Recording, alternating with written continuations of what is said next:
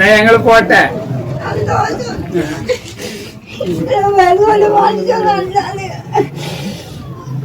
എന്തുണ്ടെങ്കിൽ ഞാൻ കൂടെ ഉണ്ടാവും. കൂടെ ഉണ്ടാവും. ഒരു വിഷമിക്കണ്ട. നമ്മള് 4 മാസം കൊണ്ട് വീട് പണി പൂർത്തിയാക്കി നിങ്ങളായിരിക്കുകയാണ്. ദൈവം അനുഗ്രഹിക്കട്ടെ.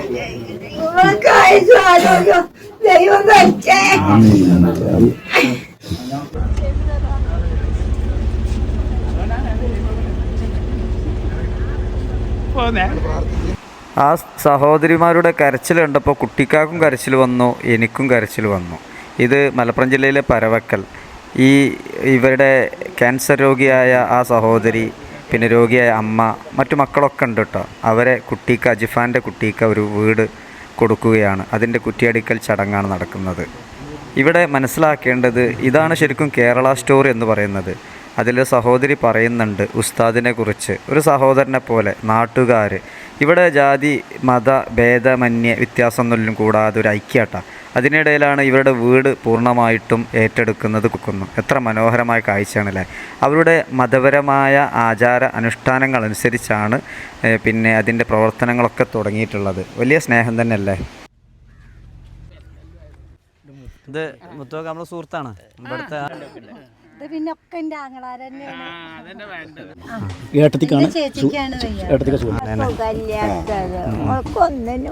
വായയിലെ ഫസ്റ്റ് വന്നത്, വായത്തെ മാറിയിട്ട് ഇപ്പൊ ബ്രസ്റ്റ് എടുത്തു. പിന്നെ എന്താ വീടായില്ലേ? വലിയാളുണ്ട്, കണ്ണിനെ രണ്ട് കുട്ടികളും ഓള് നന്നായി കഴിഞ്ഞാ മതി. നിങ്ങളെ പേരെന്താ? ദിവ്യ. അമ്മയുടെ പേര് മാണി. മാണില്ലേ? ഓക്കെ. ഇപ്പൊ കണ്ണിനെ എങ്ങനെ? ഉസ്താദിന്റെ ഇതില് കുറച്ച് അനുഗ്രഹം കൊണ്ട് സലാത്തൊക്കെ ചൊല്ലി അതുകൊണ്ട് നല്ല മെച്ചമുണ്ട്. പിന്നെ ഒരു ഉമ്മ ഉണ്ട്, കത്തോതി തന്ന്. ആണല്ലേ? ഈ നാടിന്റെ പ്രത്യേകത ഭയങ്കര സ്നേഹമാണ്. ഇപ്പൊ അല്ലേ ഭാര്യ കണ്ടില്ലേ? അമീർ ഭായി നിങ്ങൾ കണ്ട ഈ സ്നേഹം കണ്ട? അതാണ് അല്ലേ സന്തോഷല്ലേ. ഏതായാലും ഈ നാട്ടിൽ തന്നെ ഒരു വീട് ഉപ്പാന്റെ വക, അത് നമുക്കും ഒരു സന്തോഷമുണ്ട്. ഓക്കെ, സന്തോഷം. ഇത് മൂപ്പര മോനാണ്. ഇത് മുത്തോക്കത്ത് മോനാണ്. മൂപ്പര് പോയാലും ഇത് നിർത്തരുത്. ചെലവിനൊക്കെ ഉണ്ടായിരുന്നു. പിന്നെ ടോയ്ലറ്റ് അമ്മയ്ക്ക് ഇരിക്കാൻ വയ്യാത്തതുകൊണ്ട് എനിക്ക് ഇതിന്റെ ഏറെ ഭാഗ്യം എന്താ എനിക്ക് ഇനി കിട്ടാനുള്ളത്. അതാണ് എനിക്ക് ദൈവം തന്നൊരു അനുഗ്രഹം. പിന്നെ എൻ്റെ എല്ലാ എല്ലാവരും എനിക്ക് എൻ്റെ ഏട്ടന്മാരുടെ സ്ഥാനമാണ് എനിക്ക് ഇതുവരെ തന്നത്. ആ സ്നേഹം എനിക്ക് എന്നും നിലനിൽക്കണം. തീർത്തും അർഹതപ്പെട്ട ഒരാൾക്കാണ് നമുക്ക് കൊടുക്കുന്നത്.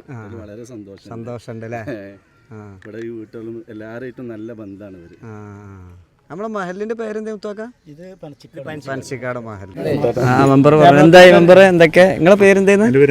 അനിൽ. എന്ത് തോന്നുന്നു ഇപ്പൊ അജിഫാന്റെ ഈ ഒരു വലിയ സപ്പോർട്ട്? വലിയൊരു സന്തോഷം. കാരണം അത്രയും ഇപ്പൊ ഉസ്താദ് പറഞ്ഞ മാതിരി എന്താ പറഞ്ഞ അർഹതപ്പെട്ട ഒരാൾക്ക് തന്നെയാണ് അത് കൊടുക്കണത്. വളരെ സന്തോഷം. അതിലൊരു ക്യാൻസർ പേഷ്യന്റും ഉണ്ട് അല്ലേ? അതെ അതെ. അവരുടെ ചേച്ചി ഇപ്പോൾ 1 വർഷത്തിന് മുകളിലായി അസുഖബാധിതമാണ്. ഇപ്പോൾ വീണ്ടും തന്നെ രണ്ടാമത്തെ ഒരു സർജറി കഴിഞ്ഞ് അപ്പോൾ നാട്ടുകാരെല്ലാവരും വരെ കൂടെ ഉണ്ട്. ഈ ഒരു സപ്പോർട്ടില് വളരെ സന്തോഷം. എന്തായാലും എല്ലാവിധ ഇവര് പറഞ്ഞെന്താ അറിയോ, ഈ ഉസ്താദ് വരെ ആങ്ങളാണെന്ന് പറഞ്ഞത്. ആ ഒരു ലെവലിലാണ് ഇവിടെ സന്തോഷം. റിയൽ മലപ്പുറമാണ് ഇവിടെ അല്ലേ? ശരിക്കും ഒരു മലപ്പുറമാണ്. ഓക്കെ.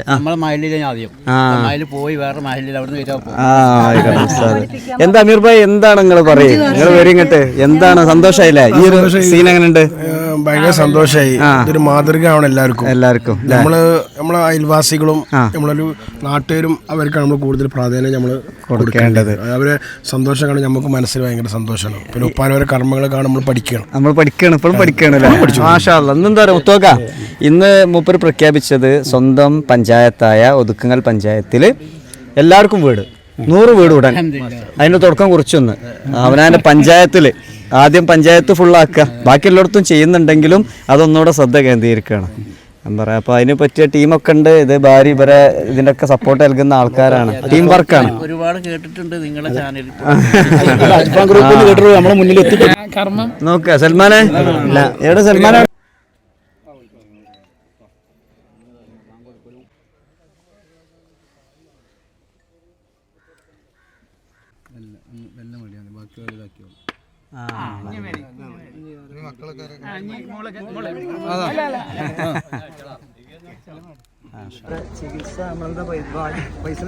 ചികിത്സ ക്യാൻസർ രോഗിയല്ലേ അതും ഫുഡും നിങ്ങൾ കയറിക്കണ അങ്ങനത്തെ വണ്ടിയില് ഈ വലുതായിട്ട് റോഡ് സൈസ് കൊണ്ടുവരണല്ലേ? നിങ്ങൾ എന്താ ചെയ്യേണ്ട പറയാ?